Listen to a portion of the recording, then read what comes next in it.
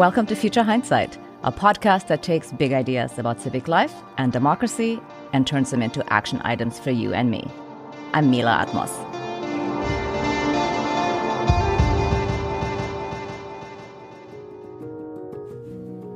Today's show is about the intersection of civic engagement and national security.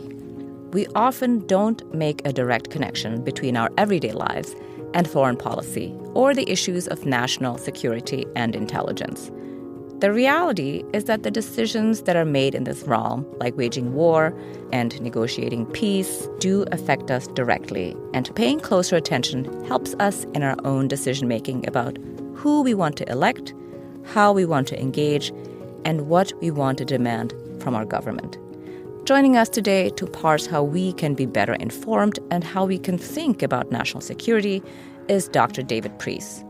He's the Director of Intelligence at Bedrock Learning, Senior Fellow at the Hayden Center, and was previously the Chief Operating Officer of the Lawfare Institute and the co-host of the Chatter podcast.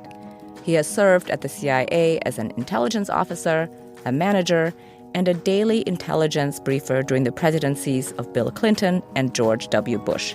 He's the author of 2 books, The President's Book of Secrets and How to Get Rid of a President. David, thank you so much for joining us. It is a pleasure to finally join you after listening for so long. Thank you for inviting me on. So I figure we should start with the basics. When you talk about national security, what do you have in mind? Because sometimes national security gets stretched to what seems like all corners of policy, like public health, guns, and it touches on so many things. But it would be useful to start with to help us focus. I would have given you a different answer to that when I started studying international relations and national security some decades ago. It used to be that national security was seen as matters of hardcore war and peace. It was issues of military strength, intelligence collection, and that kind of thing. Over the decades, though, the definition has expanded. Part of that is due to external events, I think. One example of that is 9/11. A lot of issues that were considered more domestic law enforcement, at least that was the framing people put on it in the government context, and often in the societal context as well. 9/11 proved that those were national security issues, and we had to look at them in totality. In recent years, I think it's been clear that we have to think of national security expansively in other ways. You mentioned public health, and not all public health is core national security, but it's hard to see issues of government authority to institute quarantines during a pandemic as something that is completely separated from national security. And similarly, when it comes to domestic political protests, what right does the federal government have to put down insurrections on one hand versus peaceful protests on the other? You're talking about a lot of the same issues for what you might call national security that traditionally you didn't. So the way I tend to think of it is national security has to do with protecting the lives and the overall welfare of the country. And that can include a whole bunch of things from the immediate, such as, is Canada going to invade us today? All the way to the next generation, talking about climate change as a threat to the long-term security of the country. That's a big range of things. And all, like you said, really do touch national security. So what's a story that you love to tell that you hope can help more Americans understand national security? I probably would go back to 9/11 because I was working in the Counterterrorism Center at the Central Intelligence Agency. And it was a day when I was working in Europe and not at CIA headquarters. And all the events of that day in, obviously, New York and Washington, ultimately in Pennsylvania, my colleagues back in the Counterterrorism Center, they refused to leave CIA headquarters, even though the rest of the facility was evacuated, because they knew the importance of finding out exactly what happened in real time in order to hopefully prevent the next attack and help arm the policymakers and the American people with information about this crisis.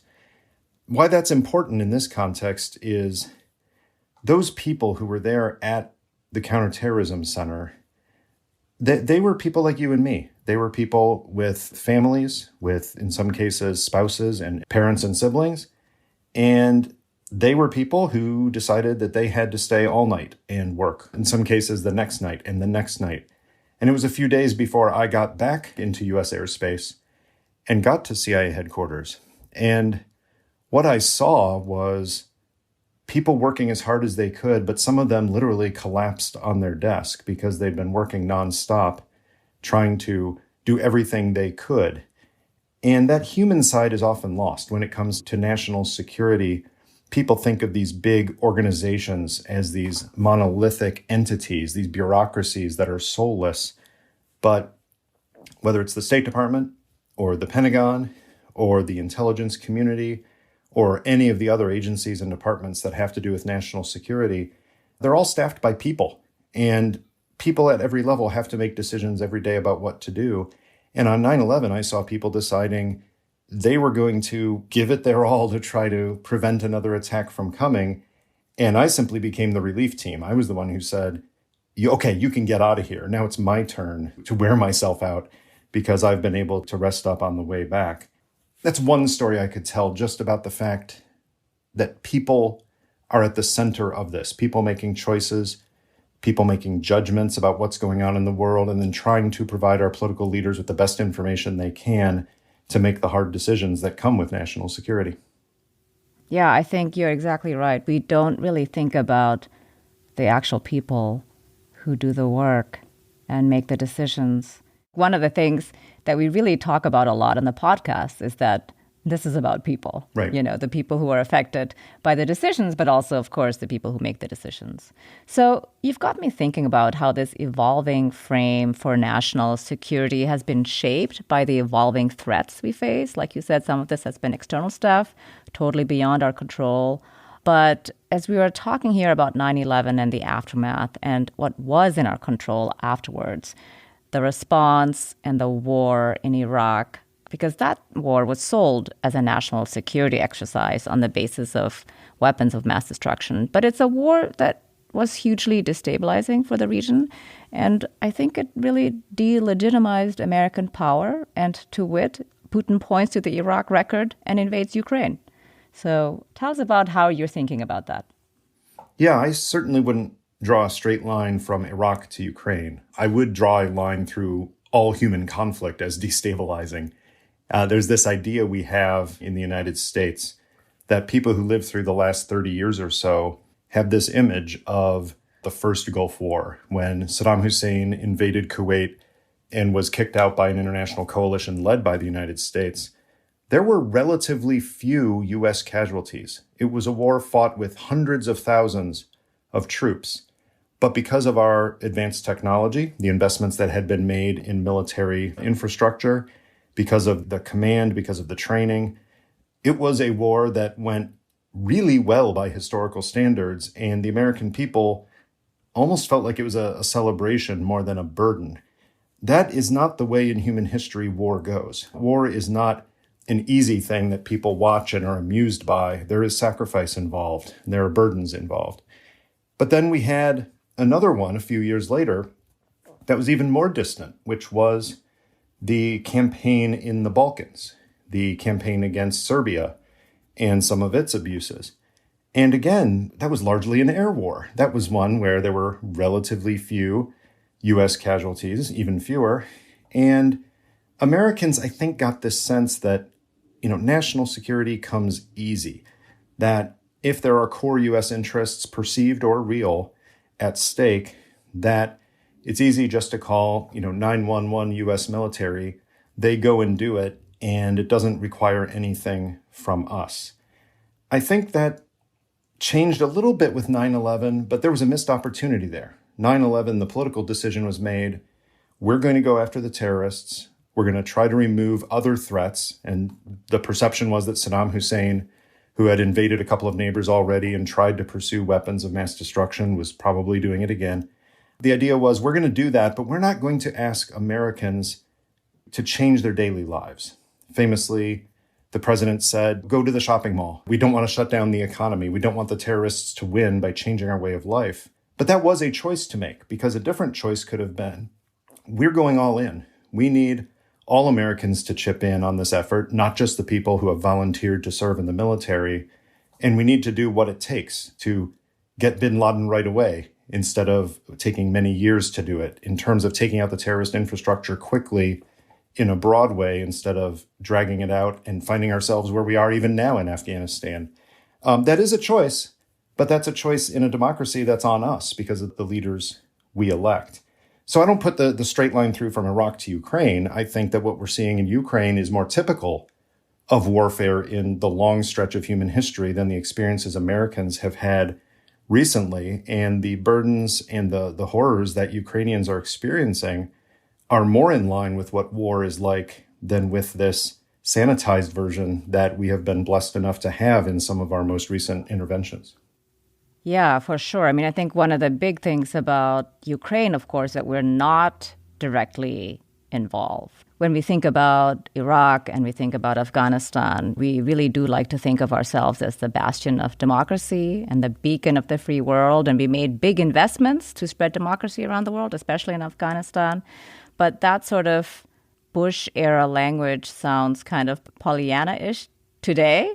So how would you characterize the shift, the fact that we're not actually putting boots in the ground in Ukraine, and we are not even doing a no-fly zone, and of course we've withdrawn from Afghanistan. So it feels like a big shift, but is it a big shift? Or it sure what feels is it? like it. I got to say, as someone who studied issues of war and peace in graduate school decades ago, the idea of a major war in Europe, it sure seemed like we'd moved past that it wasn't going to happen again. And yes, flare-ups in the Balkans are real issues that affect real people. But something like the First World War or the Second World War, in terms of massive armies clashing in Europe and tens or hundreds of thousands of people dying in direct conflict, it seemed like those days were past us. So Ukraine was a wake-up call for a lot of people. And of course, the signs were there. Russia had been messing around in Ukraine very heavily since 2014 and even before then.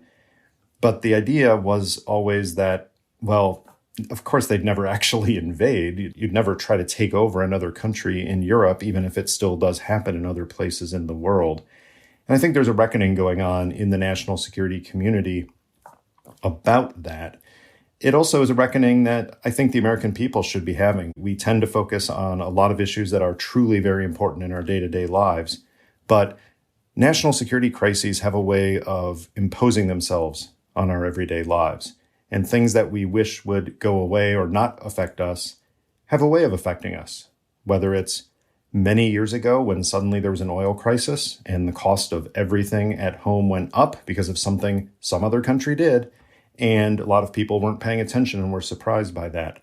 Whether it's a terrorist group forming a couple of decades ago in the Middle East and then coming at America directly, not just its facilities and citizens overseas, but also U.S. soil. Things outside of the United States have a way of affecting inside the United States. And it's no coincidence that virtually every president gets elected with a strong domestic policy agenda. And depending on their ideology, depending on their party, they have different ideas for that domestic political agenda.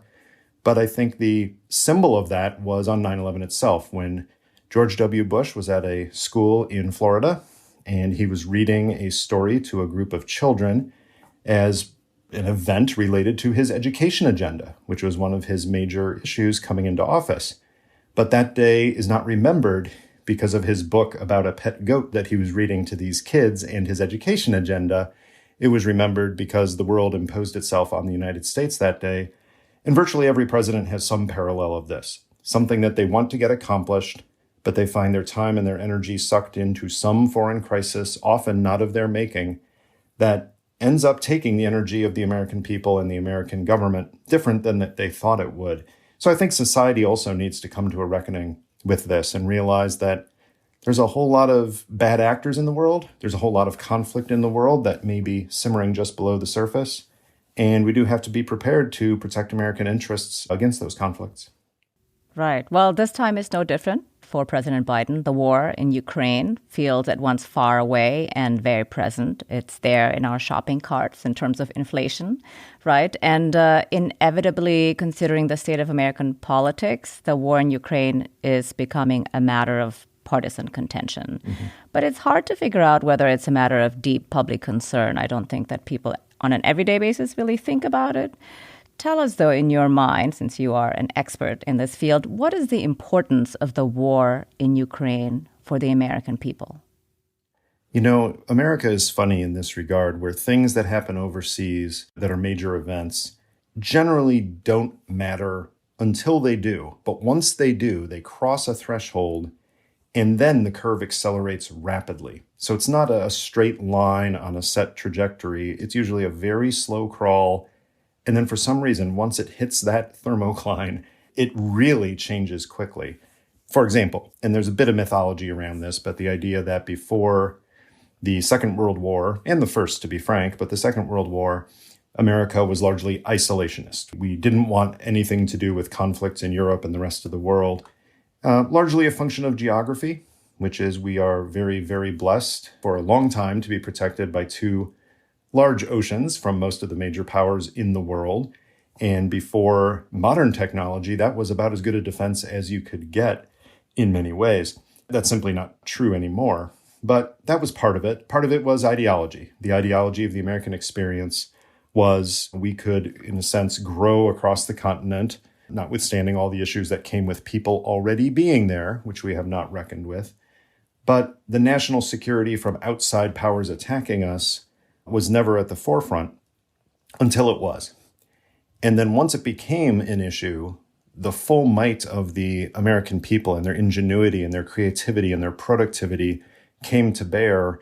And people recognized it after the First World War and after the Second World War. It was unmistakable that the United States was the preeminent power. I'm not sure that isolationist streak has ever gone away. And I think many Americans are perfectly happy not to care about issues like Bosnia or Ukraine or Congo or any of these things until something fully gets their attention. And in some segments of the United States population, Ukraine has. The horrors coming out of that country are historic in nature. It's truly repugnant. And that is getting some people's attention.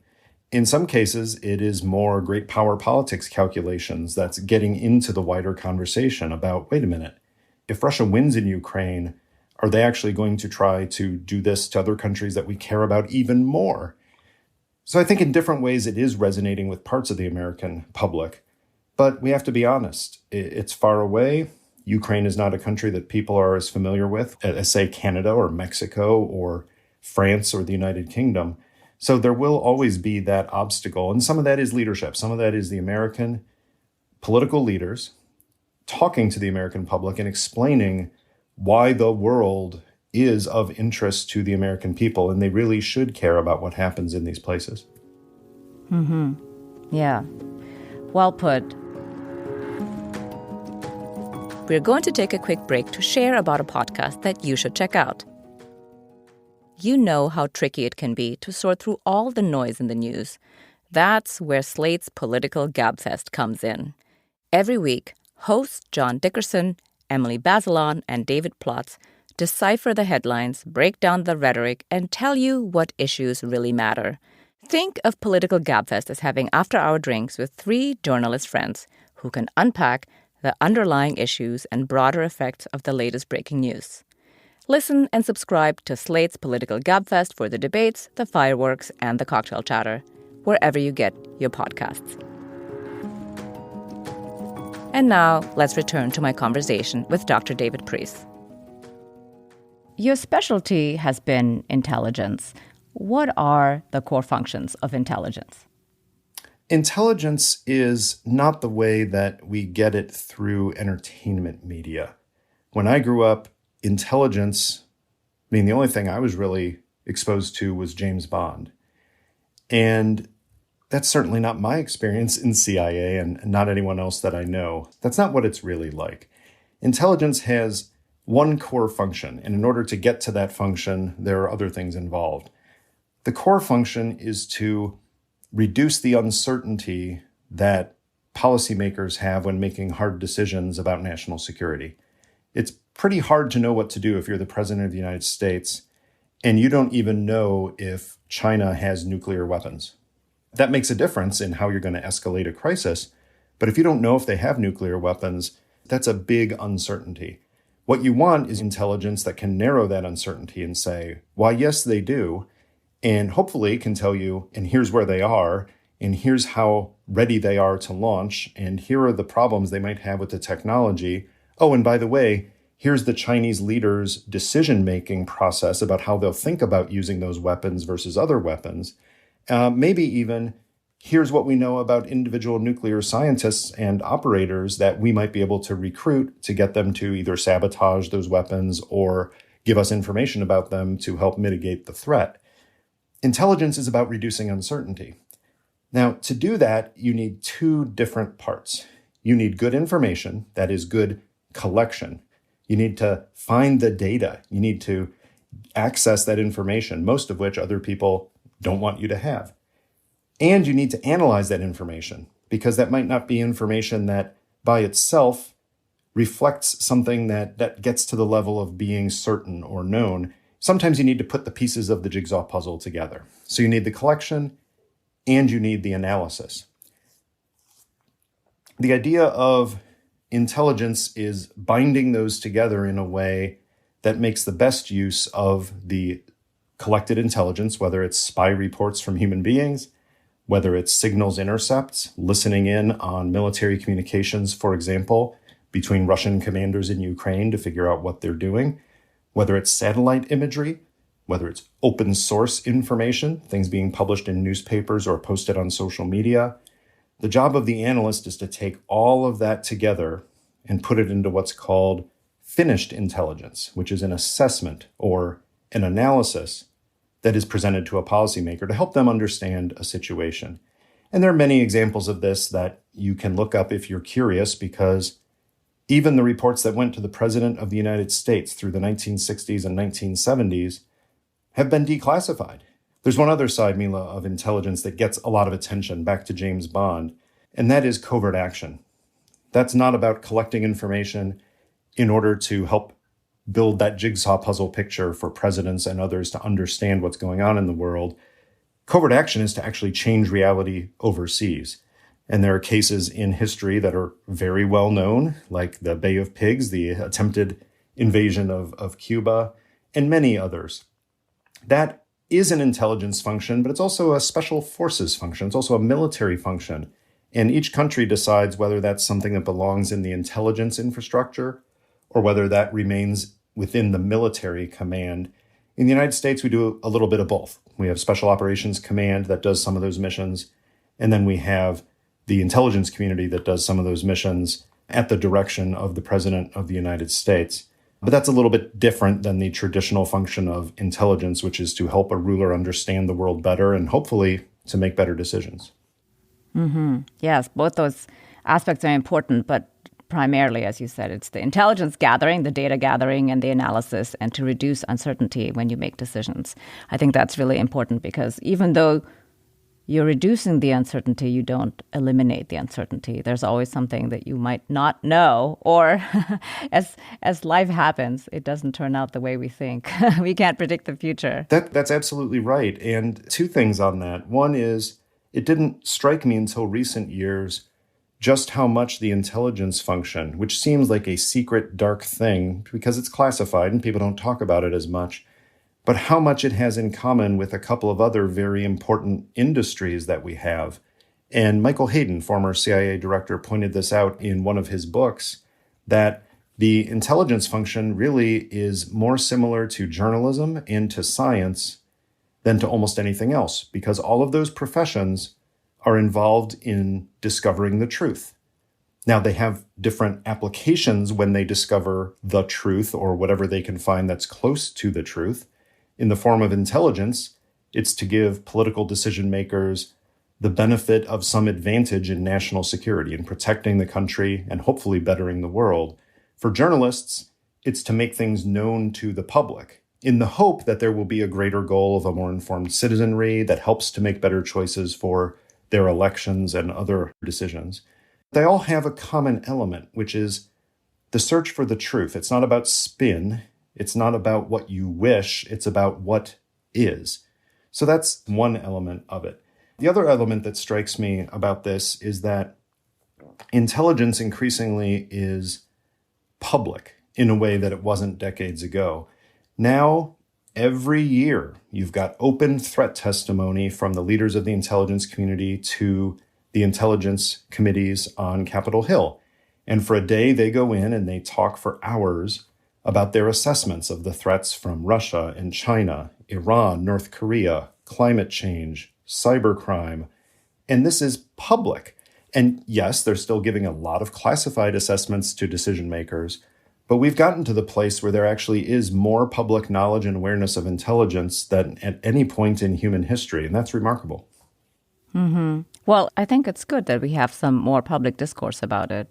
You just now mentioned about, of course, the intelligence that the president sees, which is classified. So you were a presidential intelligence briefer, and presidents are not necessarily experts in all the things that come up.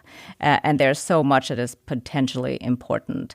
So to continue your journalism analogy, you're editing the information to make it digestible for the president.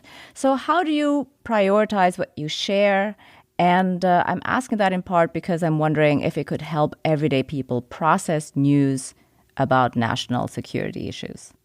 The whole idea of getting information to the president is that there are some things the president has to decide. The United States government is a massive bureaucracy, and a lot of decisions are made at every level. But when a decision is really hard, and it involves high-stakes issues of alliance commitments or committing U.S. forces overseas or major sacrifices the American people will have to make, you're not going to get some GS-12 bureaucrat working in the basement of the Treasury Department making that decision. It's going to get elevated through meetings of managers after managers up to the cabinet and in many cases up to the President of the United States. Especially on national security issues, as Commander-in-Chief, the President of the United States has landed on his desk very frequently a lot of really crappy choices. And he has to decide what to do about this and then implement it in the U.S. government and in the country and with allies. So the president is a very special customer of intelligence because the toughest decisions sometimes have the highest uncertainty, and that's why they're tough. And so anything the intelligence community can offer, either in terms of exquisite intelligence that's been collected, that intercept of what Vladimir Putin actually said today on this issue we need to know, or probably more often, exquisite analysis, where there's only a few tidbits out there and there are a whole bunch of unknowns, but an analyst who really understands the situation can see the picture from only a few data points and put together an assessment that will help the president understand the issue a bit better. So the president is a very special customer. Because of that, the intelligence community for decades has customized its flagship product, the President's Daily Brief, every day for a succession of presidents. Every president since Lyndon Johnson has had something called the President's Daily Brief, and all those presidents are very different individuals. So it has been customized to the personality of the president, not to tell him what he wants to hear. That is against the ethics of intelligence. The whole business of intelligence is to tell the president and others what they need to hear, even if it's not good news for their policy preferences. That, to me, is the lesson for all of us. So if I'm an everyday person, like if I read about national security in the paper, how can I process that perfectly open-eyed and not thinking it's all going to work out? Like if I read about Ukraine or whatever else may be happening, how can I actually say, this is really bad for us? And then in which case, is there something I can do? This is tough because necessarily there are issues in national security that we do not have full information about. Now, we shouldn't lie to ourselves and pretend that the U.S. government writ large or even the president has perfect information either. But when it comes to some issues like the details of North Korea's nuclear stockpile, there are going to be some secrets, because if those secrets got out, it would be harmful. It's good that we are one step ahead of adversaries in terms of what they think we know about their nuclear arsenals or about their intentions. So it's a hard one because we will always be feeling like we don't know enough and the government is not telling us information. And that is true. Mm-hmm. Information is classified and is not released to the American public. I haven't seen classified information in a long time. And boy, do I have questions. There are lots of things I'm curious about. And I feel like I would be a better citizen if I understood some of those things. I also understand that I don't need to know those things. We know the general parameters of things pretty well through things like congressional oversight. We have a system that's been set up going on 40 some years now, where we have committees overseeing the intelligence community from Capitol Hill. And they don't just hold classified hearings, they hold open hearings talking about intelligence issues. We have a vibrant press, which is talking about classified issues involving intelligence and national security all the time, much to the chagrin of some of these government leaders who are trying to keep that information secret for use against adversaries or to assist allies. So there's always going to be a tension there. I think it is reasonable for all of us to ask the questions, to go to our elected representatives and say, I want to know more about this, and see if there's a reasonable way of doing so. But we have to do so with two restraints. One restraint is the idea of recognizing, no, we do not need to know everything. Some things are secret for a reason, and that's actually a good thing. If the US government would have released what it thought it knew about the location of Osama bin Laden publicly, because of a public right to know about it, then we would not have gotten Osama bin Laden. He would have been tipped off to it, and he would have gotten away. The other one is that issue of certainty that I keep coming back to. I think a lot of us feel that if the government were to open up its national security archives, that we would know everything. There would be secrets about John F. Kennedy, and there would be secrets about aliens landing on Earth, and we would know the answer to all of these vexing questions that we've had about the world. And the truth is, on most of these issues, there is no smoking gun. There is no secret piece of intelligence that reveals everything that's being squirreled away. Usually it's just a lot of uncertainty.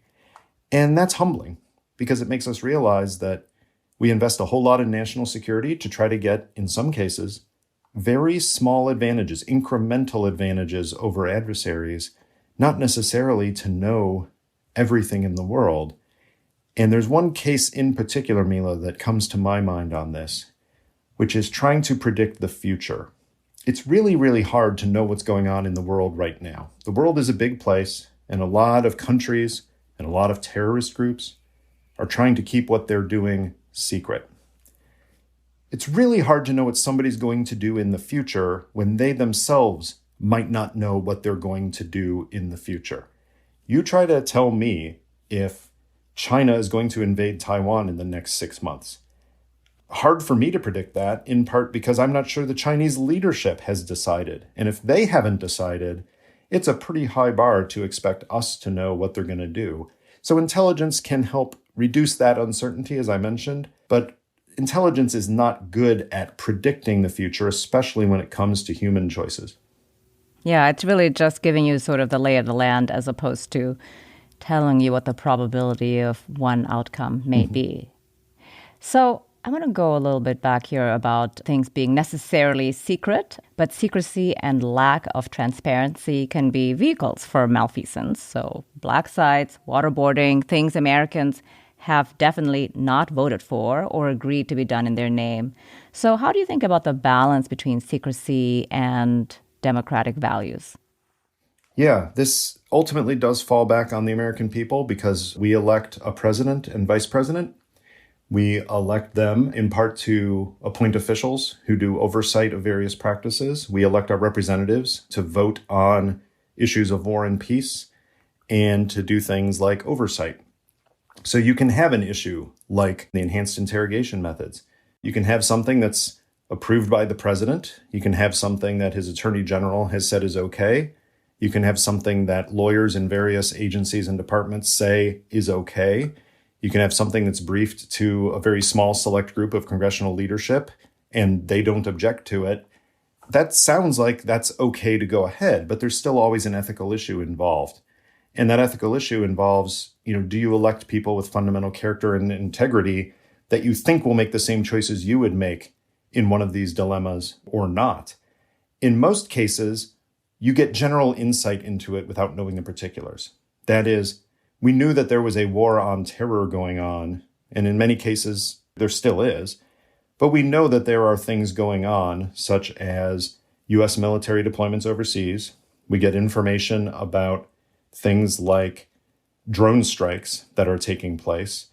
The Pentagon gives briefings, the State Department gives briefings on the kinds of things that are happening in this. Now, do I know exactly who's being targeted in Somalia today and whether that person has met the threshold of a severe imminent threat to the United States? I don't have access to that level of information. But in this country, we have a pretty good sense of, in general, what the government is doing and why, because we have regular elections and people have to answer those questions if they want to get elected. Where we get into trouble is where the people stop asking those questions because they stop caring about it because other issues block it out. So to the extent that nobody bothers in a presidential election to ask the candidates how they feel about this policy or that policy, then it's pretty hard for them during that administration to complain about that president's foreign policy because they didn't even bother to ask the question about it. Part of our system is to, weigh in on what everybody does and wait for the next election. But I really want an engaged electorate on national security issues, in addition to other issues, to make a better choice about who's well suited to run this big national security bureaucracy we have. And that means asking questions, not just during a campaign, but also right now. You can send a note to a congressman and ask them to do some oversight, to do some hard questioning of the bureaucracy as well as of the political decision makers to figure out what's happening. That's probably a better strategy than sitting back later and complaining about something that happened, because then at least you're trying to get the answers and you're trying to figure out what is guiding them to make this decision. We won't always have perfect information, but you'll feel better about it if you do ask the questions and you try to discover what is publicly available about these national security issues. Yeah, good advice. So, given the recent leaks, when you see rapid advances in AI and leak after leak over Discord, gaming platforms, how can intelligence and national security keep up with the times and the technology? Yeah, I'm troubled by any intelligence leak or classified leak in general, just because I've worked with that material in the past and I know that there are no kidding real secrets there that would do harm if they got out. And I mean, harm to the American people. There are things being done to keep the American people secure, and classified information gives an advantage to doing that. I also know that we have a very strong culture of over-classifying information. And there's a whole lot of information out there, perhaps millions of documents that are classified at the wrong level. That is, they're over-classified, or they're classified when they really don't need to be. That is dangerous because it can lead to, in a sense, a mission creep, where if something seems like it's sensitive or something could be uncomfortable, then you find a way to make it classified so that the people can't see it. It's all too easy for information to be hidden away in a bureaucracy when it has a highly classified culture to it. Even if the people aren't intending to do it, it can become almost this subconscious process to just classify everything. Finding out what is legitimately classified and not, though, isn't up to a leaker. There is a process for it. And there's even whistleblowing processes within the intelligence community. And it goes up the chain through inspectors general and through general counsels and things like this to try to determine what's going on. If you have somebody who takes a thumb drive and gets millions of documents and then runs away to China and Russia claiming openness, I'm a little bit worried about the motives there, because that's not showing good judgment about releasing documents that you haven't even seen. One thing we do know from leaks in the past is that there is a tendency for some of the most major leaks, some of the biggest information where secrets have been exposed and put some people at risk, that come from the most petty motives. It can be people trying to sell those secrets to make a few more dollars by in the case of Aldrich Ames, selling it to the Soviets and the Russians. It can be out of ego. It can be somebody trying to feel important because they watch the news and they smugly see that the entire US government is spinning in circles because they can't figure out who's leaked this and what's happening. It can be based on ideology. It can be somebody thinking, I don't think we should be supporting Ukraine, so they leak something that they think will make support for Ukraine look bad. Those are major, major consequences for somebody making what is ultimately a really petty personal decision. And that has nothing to do with exposing any kind of malfeasance or fraud or abuse. Some of those things truly are sensitive, and to the extent that they expose different methods of intelligence collection, it means that ultimately we do have less information about adversaries in the future because they will learn to shut down that collection that has been exposed. Mm-hmm. Right. So I want to pivot a little bit here. You took a turn in your second book to do something much more focused on political action. How did you come to write a book about how to get rid of a president? Yes. So my first book, The President's Book of Secrets, was the history of that document I mentioned, the President's Daily Brief. And for that, I had the privilege of talking to all of the living former presidents and vice presidents and CIA directors to get their stories about how did intelligence work at the highest levels. Through that book and that research, I got to know the modern presidency and modern political history pretty well, how presidents from John F. Kennedy forward have managed national security issues. And I was embarrassed, Mila, when I was out around the country talking about this book and people would ask questions about George Washington or Abraham Lincoln or Woodrow Wilson and what about them on these issues? And I would just stare back at them. I'd heard these names before, but I hadn't researched them. I didn't know their stories. Now, part of that is because intelligence in the modern sense really is a modern story. George Washington and Abraham Lincoln and Woodrow Wilson didn't have a CIA and a President's Daily Brief. But I also was embarrassed that here I am talking about the presidency, and I can barely name the previous US presidents, much less tell stories about them. So for my second book, I decided I was going to dig deeper into American history, but I also wanted to tell a story that I thought we weren't hearing enough. We focus a lot on elections, for good reason. And the remarkable thing about America is not that we elect our leaders. The remarkable thing is that leaders actually leave when new leaders are elected. And at the highest level, that's actually historically odd. Across the wide scope of human history, there's a real problem with getting people in power to step down because most people get power and they kind of like it. And here we are 200 plus years into this experiment, and we have had every single president step down or somehow leave office when the time comes. There have been a few speed bumps along the way, so I wanted to research all of those and figure out what are the various ways that presidents leave office or are pushed towards the door. Why is it that we have this surviving representative democracy when all of the incentives are for those leaders to retain power by any means necessary? So I did a look at all of the ways that presidents have left. Sometimes it is by violence. We can't avoid the fact that Abraham Lincoln and 3 other presidents were removed by force. Most often it's by political means, obviously elections. And then sometimes people try to impeach and remove a president. We have a 25th Amendment to remove a president for disability if needed. So I explored all of those as a way of really understanding this issue of what makes us unique because we're so good at getting rid of leaders and moving on to the next one. Well, it's a perfect segue for my next question. How does the intelligence community think about foreign interference in the most central act of American civic life, our elections? As I've talked to historians about this, I've realized more than I ever knew that it's not new, that there was foreign interference of one method or another, back at the very start of the Republic and in the elections between Adams and Jefferson, for example, with the British and the French trying to manipulate things a bit. But it really didn't take off as much until recently. And I've got to say, this is one of the things that disturbs me the most, because back during the Cold War, the Soviet Union might try to influence American political opinion, but they had to do it by literally planting stories in newspapers, maybe overseas and hoping those stories would get picked up in the United States, or somehow planting them in the United States.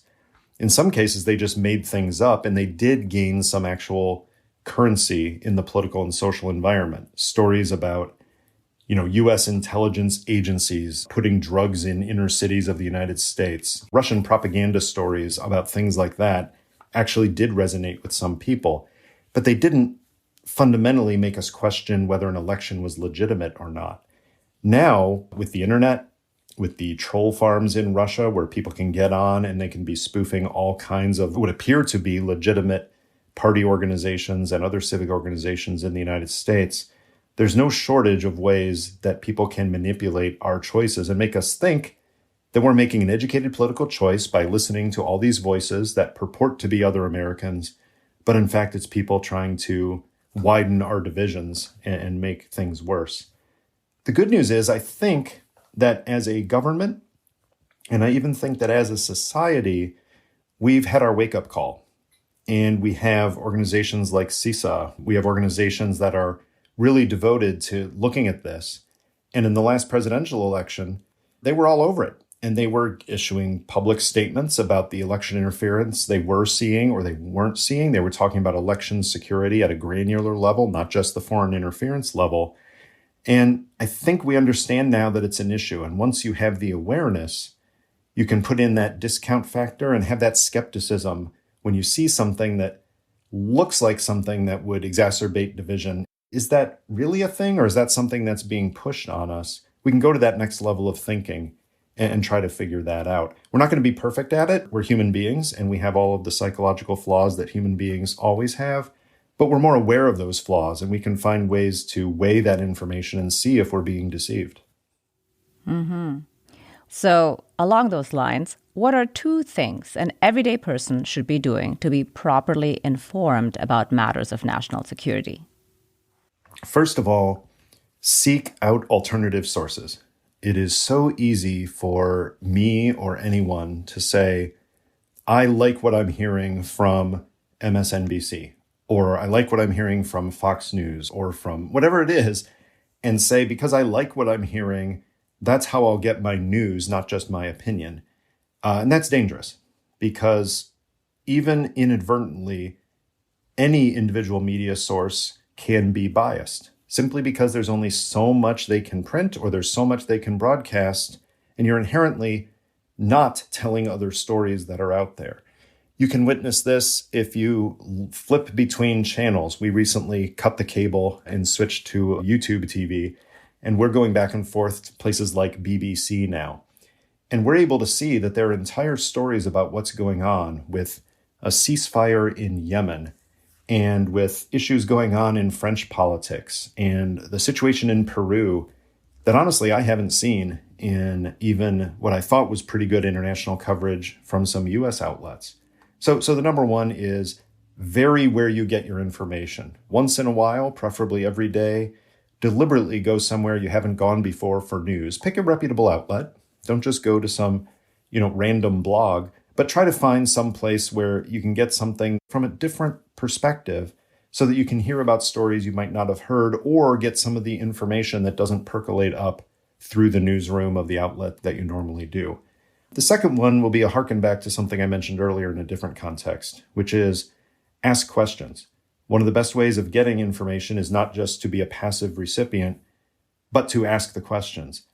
This is something that would have been really hard advice several decades ago, because reporters in newsrooms were operating somewhere, and unless you knew one personally, you didn't really interact with them. You just literally read the newspaper.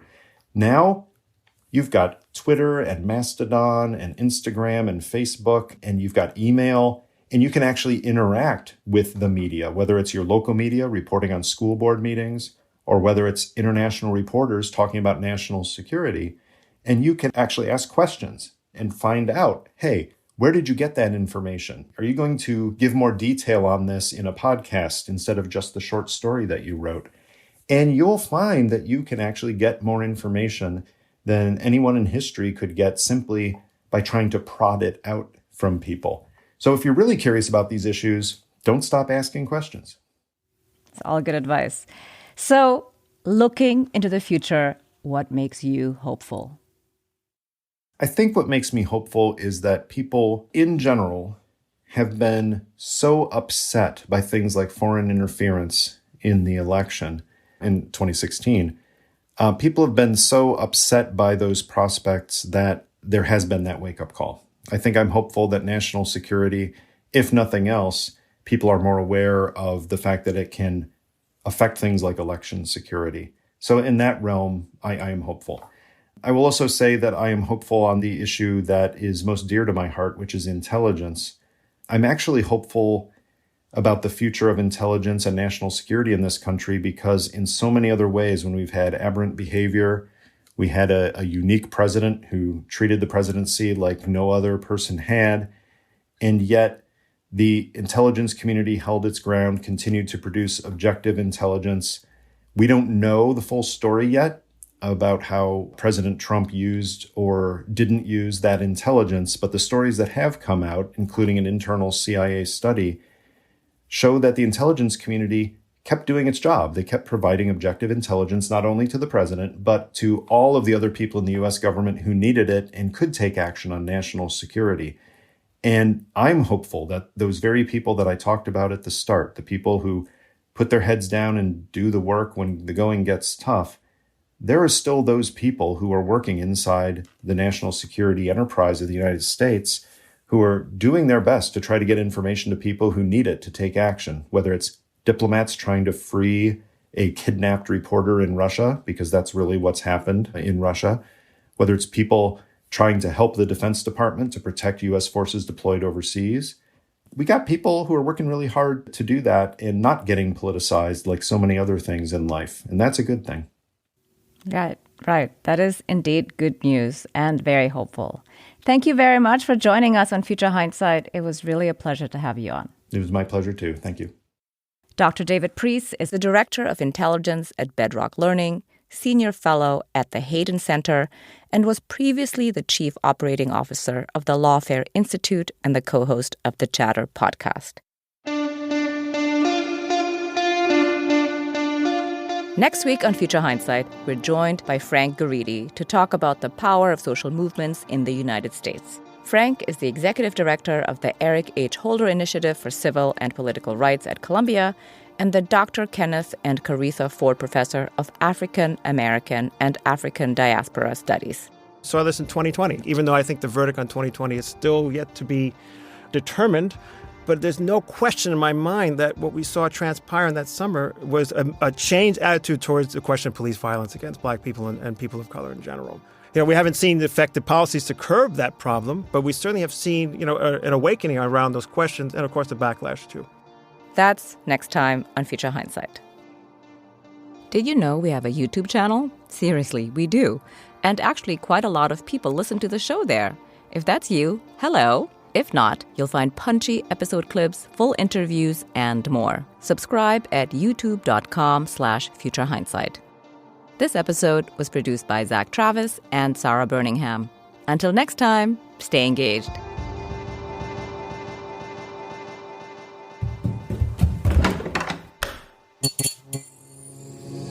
This podcast is part of the Democracy Group,